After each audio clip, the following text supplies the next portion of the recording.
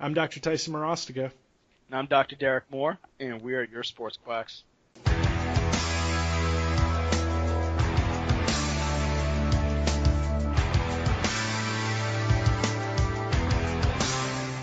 Okay, fellow sports quacks, what we got today is insurance. Should chiropractic be considered sick care? And is the inclusion into insurance companies a good or bad thing for your chiropractic practice? So now Tyson, as many of you know already, went straight into opening up his own clinic out of chiropractic school, while I went into an associate position. But we're in the same boat because we both ended up with a practice that was insurance based. Now I believe Tice, right? You started out of network, right? I started out in network. Started out of, So I started out in network with half and out of network with like one or two others. right. Yeah. So the biggest advantage and disadvantages we'll be discussing today. Obviously, for in-network, that advantage is if you're in network with the popular insurance company within your area, that's going to be an easy revenue stream for you and your practice. It might not be the most lucrative revenue stream depending on whatever insurance company it is, but at least it's more than likely going to guarantee that if that patient calls up, says, "Are you in network?" that's already a foot in the right direction for that patient coming in. Now, some providers go out of network and then bill insurance, and we'll discuss some of that too. Yeah, And then some providers just say, "To hell with insurance. We're dealing with cash only." And if you listen to some podcasts, they can tell you how lucrative that can end up being and how kind of self-fulfilling that might be. But that also comes with its own set of hurdles that one will have to actually start to jump over depending on where they're at. Yeah. So, Tice, when it comes to just in general, when going into insurance and whether or not it's helped or hurt your practice, what do you think, I guess, would be like the good and the bad of taking insurances? Yeah, so when I first like wrote down my business plan of opening up my own practice, I got advice from one of our professors that said, "Hey, first thing you're going to do is you're going to call them up and get in network with whoever it is." And I didn't know any better because I'm the kid who, like, when I had to sit through our one class where we learned how to fill out one 1500 form, I didn't care. I got bored with it, right? So I didn't learn anything. And so Well, I'm gonna just sorry to cut in. I'm You're just good. gonna give Tyson the benefit of the doubt that class was on Mondays and it was at 8 o'clock in the morning. So I remember that because we missed like 6 of them because it was snowing every Monday. Exactly. But it was hard to get up for that class. It's hard to pay attention to that stuff. And But it wasn't taught by the most exciting person in the world. No, either, so but he tried to like keep it fun and light, but it's hard. there's no way that you can talk about, like, you can make talking about allowed amounts and insurance guidelines fun. There's nothing fun about any of that. But here's the thing. I got in network with in Arizona, American Specialty Health oversees like eight of the 9 big insurance payers in the state, right? So I got in with them thinking, yeah, this is going to be great. And at first, I didn't understand all the rules and all the in and outs, and I had to call a lot of times to like understand what the regulations were, even though I signed all the contracts. Like, I found myself calling all the time to be like, "Hey, explain how much I collect from this patient. Please explain how I do this." And there's nothing wrong with that. But when it comes to like first starting out my office, I'm grateful that I got in network with insurances. Even though I'm limited on what I can collect, I get insulted by other chiropractors that aren't in network regularly. I'm grateful that I did it because I think I have a deeper understanding of how insurances work, and I have a better understanding of, basically, I feel like that helps me communicate with my patients really well. So I don't know if that's something, that you've seen, but for me, being in network is beneficial. Yeah, and I think um, the toughest part is kind of swallowing that pill of you're going to get this amount. Mm-hmm. It is. Whether you like it or not, this is what we deem that you're worth.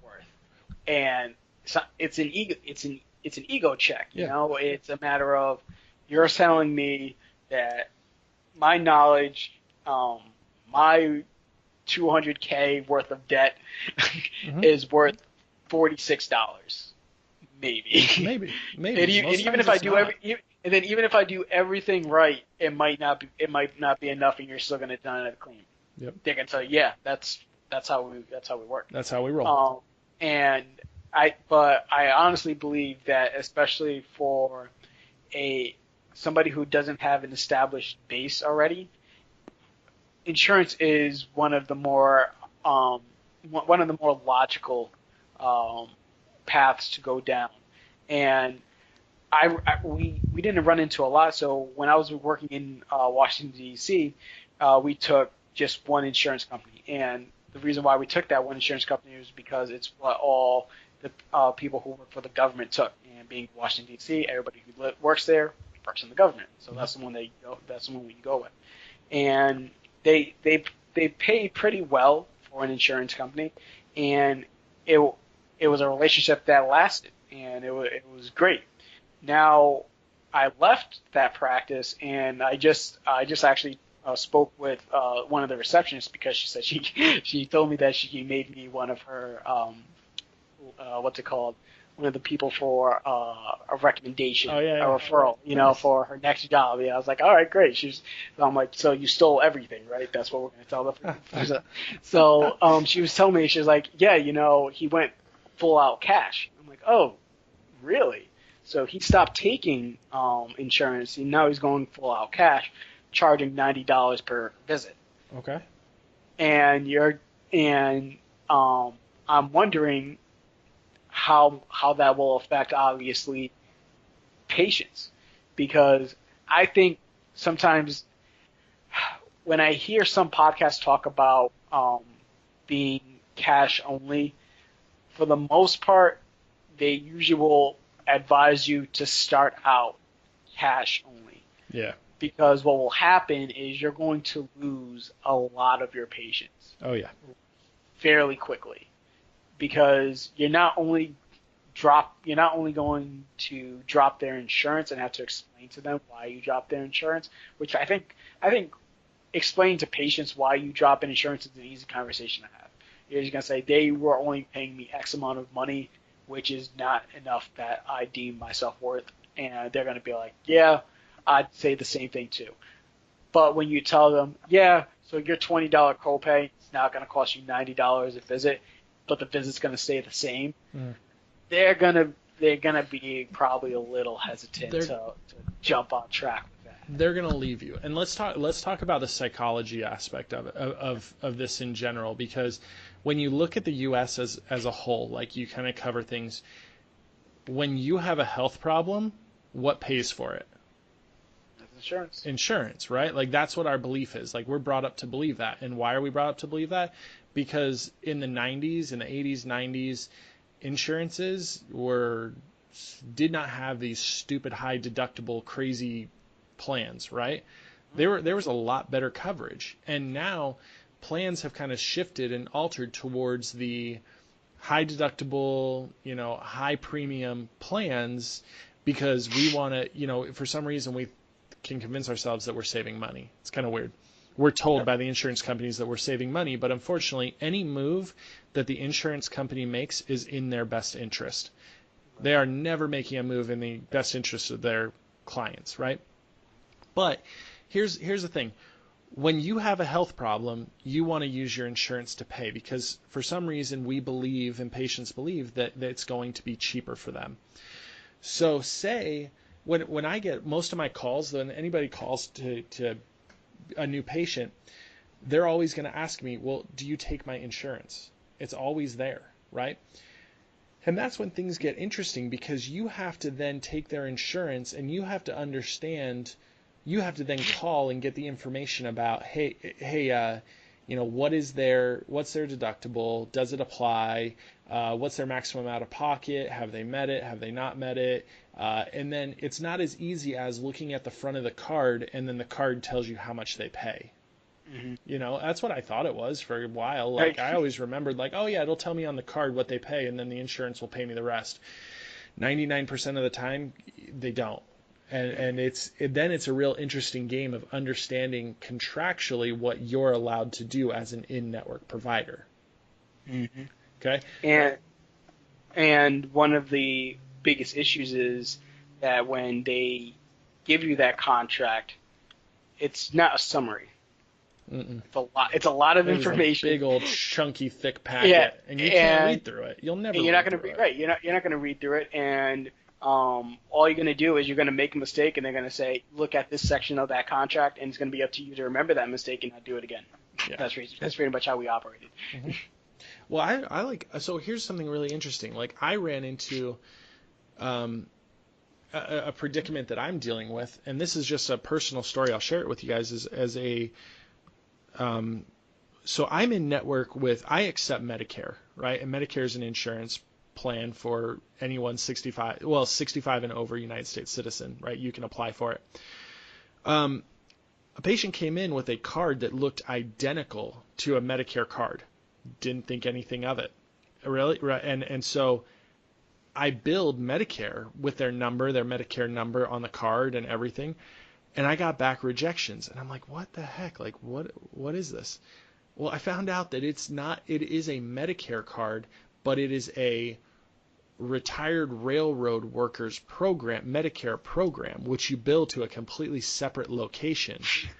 And I'm sitting there like beating my head against this table going, well, I've already gotten rejections for my batch of claims that I sent in, and I'm like beating my head against my desk going, how am I going to fix this? This is stupid.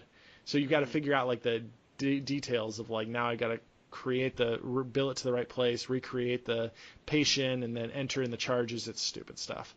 So, but let's go into this. Let's talk about, for some of you guys, and this podcast will be kind of dry, but it's going to be full of great information from two experienced docs that have been kind of had the failures that we're going to help kind of you guys avoid. So let's talk about one of the questions I get most often by colleagues that graduated school with us was understanding how much they can bill or how much they're able to bill a patient, right? So I've seen multiple people that will bill out like $200 for a visit, and they'll get like $35 in return, and they come to me, they've asked me like, what the heck, why don't they pay? Right? And it's because when you sign that contract, you agree to an allowed amount. You agree to a discounted rate. So because insurances believe that because you're in network, they're going to send you more patients. So they discount the rate. You give them a discount so that they can pay less, right? So like insurance companies screw you, but under the guise of like, oh, we're buddy with you. We're cool, dude. Like, I'm going to bring you patients. You're going to give me a discount. What's up? That's not cool. That's not how friendships work, you jerk. Like, that's not right. Right. And that discount would be great if it wasn't a third of what you're asking price. Exactly. Like I could understand like, oh yeah, we'll meet you like three-fourths of the way there. And it's like, okay, fine. I understand that you're trying to not pay me, but at the end of the day, we both are here for the patient, right? No, they aren't working for the patient. They're working for their stockholders, and you'll hear this over and over again that the insurance companies and what happens between them and the clinics is just a game. And if you don't know the rules to the game before entering in that game, that's when you're going to get in trouble and you're going to be in for a rude awakening. So if you go into that contract not knowing how much they're going to give you, that's a very bad way to go into that contract, because maybe they're only going to give you one adjustment code and then one secondary code, and that's it. So if you know that going into it and you're fine with that, okay, great. But if you know that going into it and then you think you're going to bill out for exercise and therapeutic activities and neuromuscular rehab and manual therapy, and they're going to reimburse you for all of that, and you're planning your vacation because that's what you're going to get, Huh. you're going to have a problem. That's not your vacation is just going to be to the end of the driveway. That's it, or to back to the clinic for the next day. Like it's not. You're going to run into big issues there, and then if we want to go into like Medicare aspect of it, and we'll stick with strictly just Medicare, and not talk about if they have like a supplemental insurance, they're going to pay you for the adjustment. Yeah. That's it. Well, so let me cut you there, because here's something that's really interesting, and this is something a little gem that I guarantee you guys, some people probably have never heard, is that, and I learned this the hard way. If you see someone so the benefit of accepting Medicare is that Medicare pays for the adjustment. You can have them sign an advanced beneficiary notice that then the patient can pay for. You can bill the patient for exam and therapies, right? But when you're in network with other insurances, they may give you they'll give you an adjustment, they'll give you one therapy, and then you're like, oh, I can handle it just like Medicare. And I can bill them for the other therapies. I can bill the patient an extra $15 for this therapy. You're wrong, because you signed a contract that said the patient can only be billed for these two services at any one visit. And if you bill them, they'll kick you out of their network, and they'll fine you, and they'll penalize you for it's crazy. It's like a breach of contract. Basically. Yeah, it's a breach of contract. And so that's what's so fascinating about these deals, are that like you think like, oh, no big deal, I'll just bill them on the side. No, you can't do that. Right.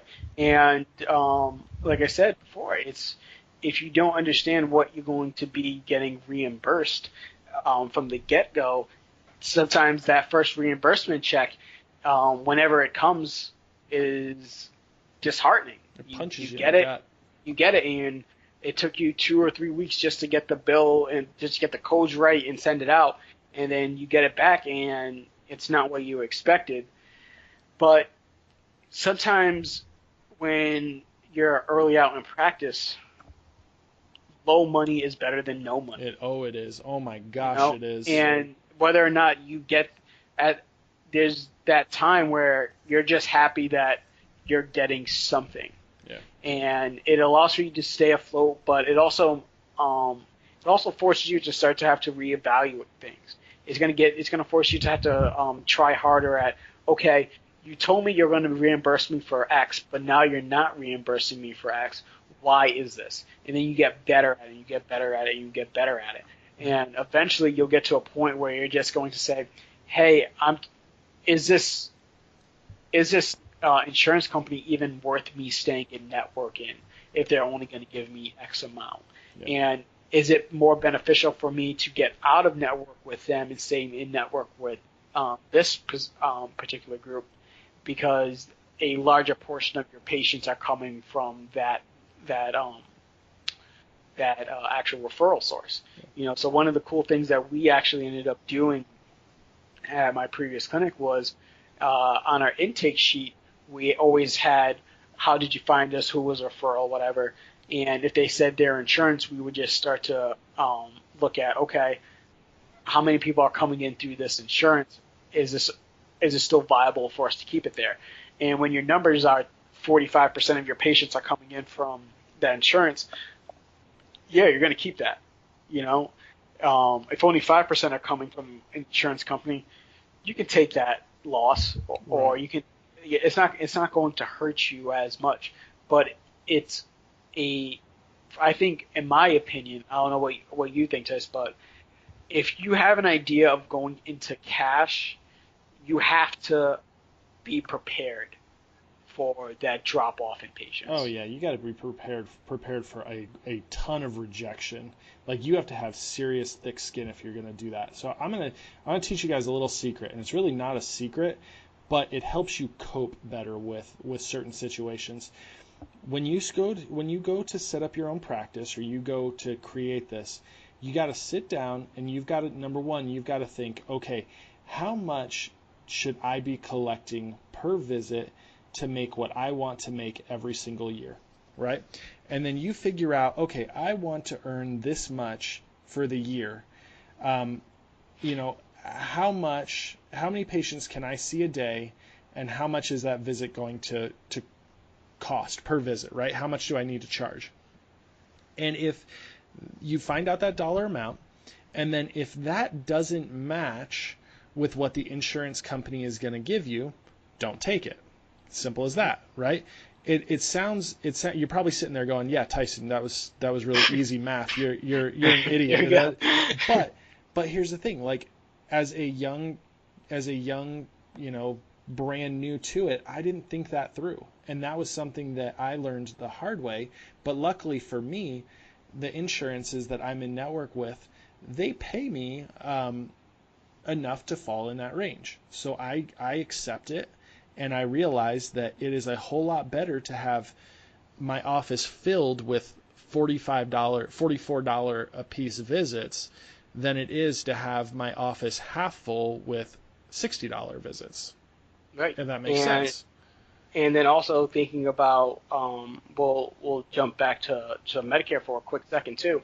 If you're taking cash, say goodbye to those patients. Yep. Because you can't see them. Mm-hmm. You go, oh, I'm just going to charge them cash. Nobody's going to know. No, you can't see them. If you charge them, that's going to be an issue. And if somebody finds out and the government finds out, they can have problems with you. And you can get fined. You can have a lot of issues that you really just don't want to have. It's not worth it. Yeah, if you go cash, you're not just saying, hey, we're going to possibly lose out on a few patients here and there. You're losing out on every patient that's over 65. Yeah. That's so on Medicare. When I first got into practice, I was not in network with insurances yet. So I did not get in network until I had been in for about 5 months. And it's because I didn't realize that they'd made me wait 9 months before they allowed me to bill or to do whatever. So they did say like, oh, you could retroactively bill. But that was like, I didn't know how to do that. I'm going to be real blunt. Like, I didn't know how to do that, people. But here's the thing. I remember marketing, and I'd go everywhere. I walked my butt up and down these streets and all these roads. And remember, this is Arizona in mid-June, July, there you August, 120 degrees out. And I've got this like, I bought this thing's Frog Tog chili pads. I swear to you, that's the name of it. You get it wet, it stays cold for hours. I wrap that thing around me, and I'm out like knocking on doors, talking to people, like heat exhaustion, and I didn't get a single person. And you know why? It's because they asked what my cash price was, and I'm like, oh yeah, it's my it's $75 for my first visit, $60 if we adjust and do any therapies on top of it.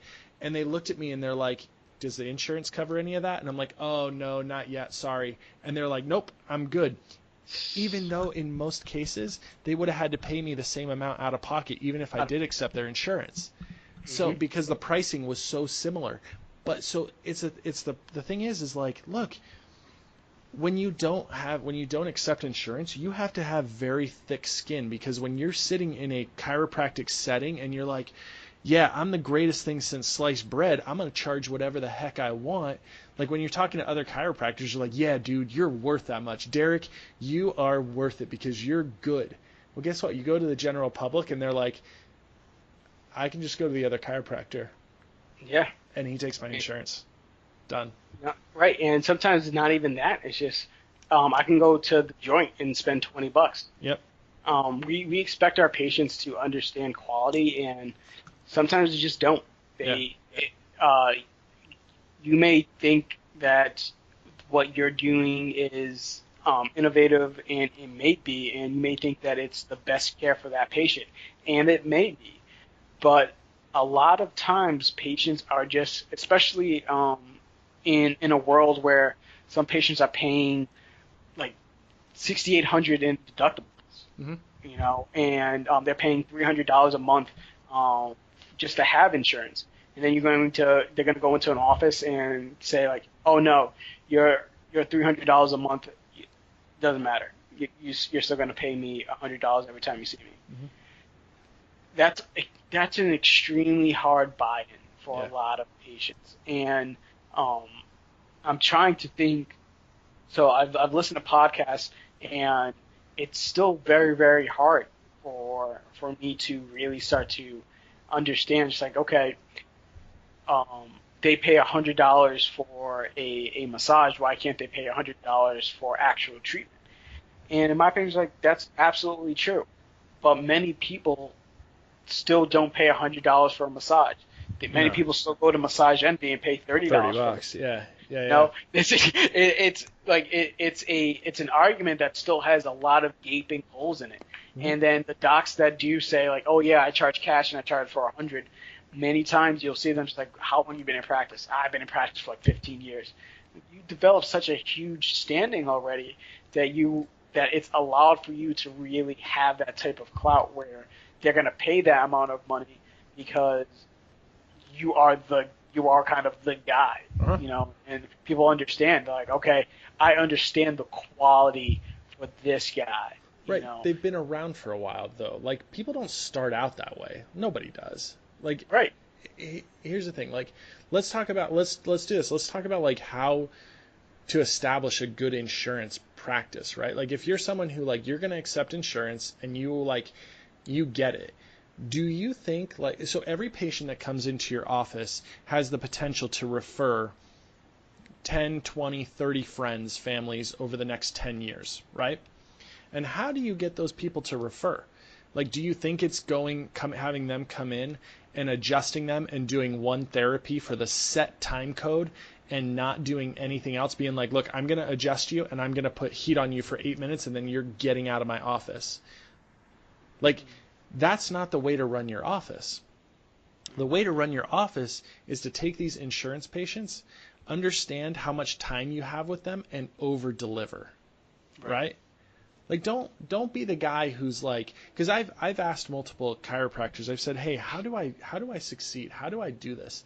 And they all look at me and they go, either one, you need to charge more, or you need to see people faster, See more people, more volume. You more have to get volume. more volume.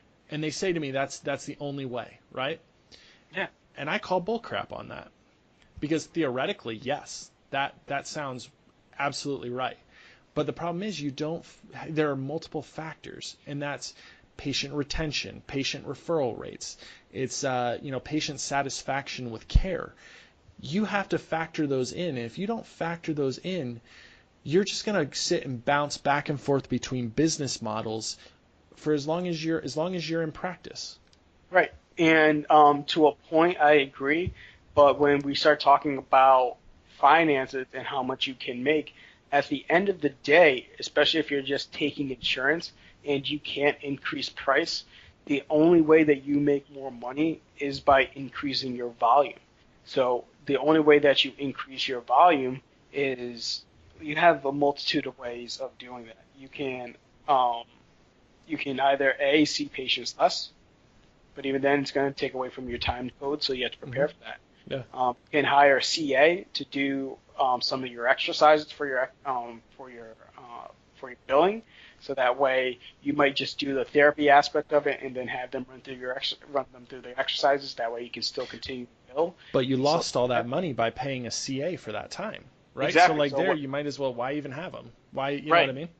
But you can now see more people Right. that way. Sure. So for all I'm doing right now is just saying like what you can do to see more people, and even at that point, how many people can you see a day before you start to feel burnt out? Yeah. Are you running that clinic where you're seeing 150 up 200 people a day? And some people can do that and feel okay. And some people, me being one of them, I couldn't imagine. I had my head was spinning when I was seeing 25 people. It was like I was just running around. I felt ragged. I know that there was patients that I was there, but I wasn't there with, Mm-hmm.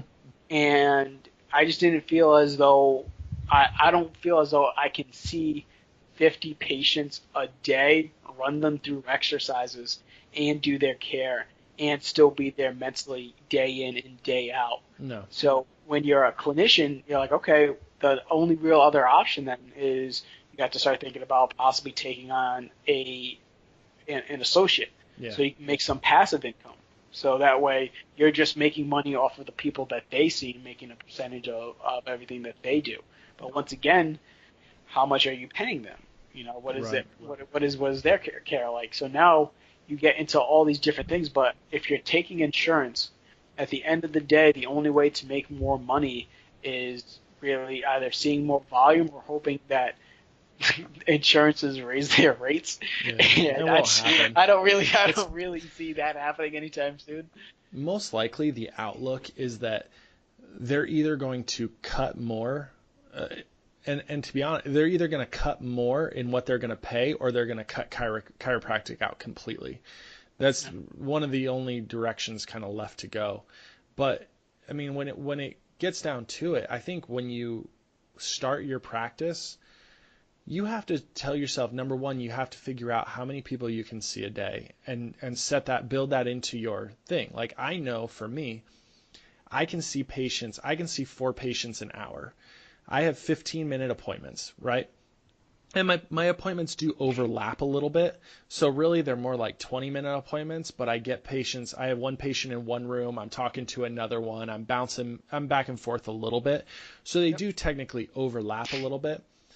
But we have friends. I was talking to one of my best friends from chiropractic school, telling me he was seeing 90 patients a day. And I go, dude, how do you even do anything? And he's like, I don't. He's like, I don't care. He's like, I just was yakking them and getting them out. Like but that's what you get down to. So you have to establish, like, hey, you have to be comfortable with yourself. How much money do I want to make? How often do I need to see them? You know, and that plays a role with whether or not you'll be okay with yourself. Like, if you know, like, hey, if I see 25 patients a day, I get $40 a piece for that visit. I spend 15, 20 minutes with a patient, then, you know, I make X amount of dollars at the end of the month. And if you're okay with that, guess what? Be cool. Don't worry about Joe Chiropractor down the road who's out of network, who comes to you bragging that he's pulling $200 a visit because he works with the Olympic team. Don't worry about him. That's not your ballpark, you know? And that's not your life either. No, you don't want that life. You may Right. not want Like, that life. Maybe you do want it, but yeah, you know. but like who knows what's going on? Like with those, I think the big problem with that is we see these other people and we start to become envious. And Yeah. why not us? We're doing everything right. Why not us? Why are associates at the joint making like 70 out of the gate when Yeah. all they're doing is literally probably nothing? And we get envious, and that just kind of breeds this negativity, and all of a sudden you get home and you're still negative and it becomes problematic in your life. Like, it can easily spiral out of control. So like Tyson said, it's not your life. Don't start comparing yourself with other chiros or other professions. Just do the math yourself and see what you can rake in. Mhm. Well, if what you can rake in is not enough, then you got to start to look at where you stand on, I think, your treatment philosophy next. Yeah. You know, can you see somebody for 10 minutes and give them proper care? Because I know chiros who say they can, you know, and God bless them. They say that they can treat them in 10 minutes and their patients get better. Good. Treat them in 10 minutes and they get better. But if you don't feel like you can do that, you have to start to look into other avenues. Is it nutrition? Is it training? Are you doing telehealth? Whatever. If you're not making, if the money that you can pull in isn't equivalent to what you need to feel happy, you need to start to do almost a reeval and kind of figure out what you have to do. Yeah, you got to take a look at your life. Exactly. Yeah, and I know it kind of went a little bit in a downward spiral. Oh yeah. At the end of this, but I think that's when it comes down to insurance. At the end of the day, the first thing is figure out whether or not you want to take insurance or not. I don't think there's a right or wrong decision. It's just that you need to make an informed decision. Understand what you're getting into from the get-go.